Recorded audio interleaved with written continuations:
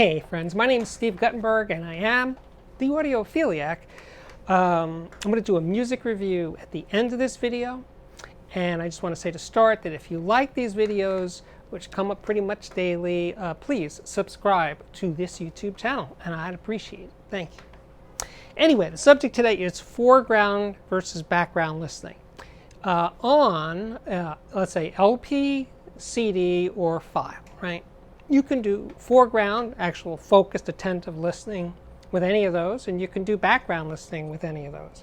Except that if you're going to be playing LPs and you're going to have to get up every 20 minutes or so to change the record or turn over to the other side of the record, it's not the best for background because you're always having to run over and do stuff, right?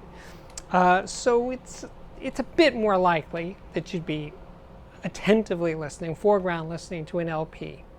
CD's sort of in the middle because CDs last longer, an hour or so, so you could, and I have many times, used CDs as background. And with files, as someone that's not my primary form of foreground listening, you can do both, right?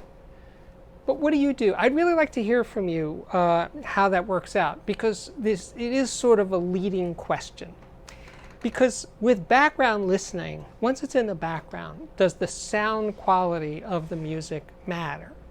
I mean, the whole thing with MQA, etc., you know, higher quality streaming, that to me, in my, let's say, biased opinion, it doesn't matter if you're washing dishes or frying eggs or, you know, washing your car and listening to the background, whether it's MQA or an MP3, you know, it's not really going to make much difference. I think once you're sitting and you're focused, let's say with your eyes closed, sound quality is a big deal. And also you're more likely to be truly involved in the music if you're listening to it as opposed to having it on in the background. But I'd really like to know. And of course, if most of the listening you do is background, well, why buy, you know, high-end or audiophile quality stuff? You could save a lot of money and buy a couple of Sonos speakers and plop them around your house or something, and listen to background music on then, and you know, take your money and buy other stuff. You know, but people buy high-end audio for all sorts of reasons. So. And beyond its sound quality. And I've talked about that in other videos. So that's where it's at. Background, foreground, I want to hear from you guys. So here's a guy. Here's the music review today. Michael Powers.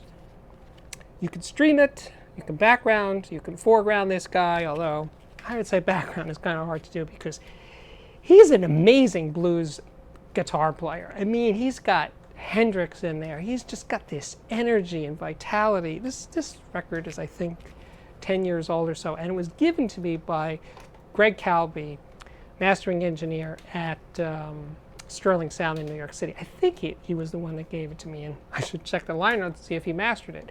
But whoever did it, it's a really good sounding recording. It's an electric record. It's interesting that he does covers that you wouldn't associate, like Psychotic Reaction, if you're old enough to remember that song. There's a Leonard Cohen song on here. But it's mostly originals, and it's just a great blues record with a freshness and a fierceness that you don't get that often. A lot of blues records, contemporary blues records, are sort of by rote. This guy is anything but. I mean, he sounds like he woke up that day and he said, I'm going to make a kick-ass blues record. I'm going to make you guys pay attention to me. That's the kind of record this is. So I say sound quality is really good. And the playing's good, songs are good, so check it out. You can stream it. You can buy the CD. There's a CD that came after this with kind of a yellow or orange cover. I don't think it's as good as this one. Anyway, I will link to it, and I think we're done. My name is Steve Guttenberg. This is the Audiophiliac Daily Show. Thank you for watching.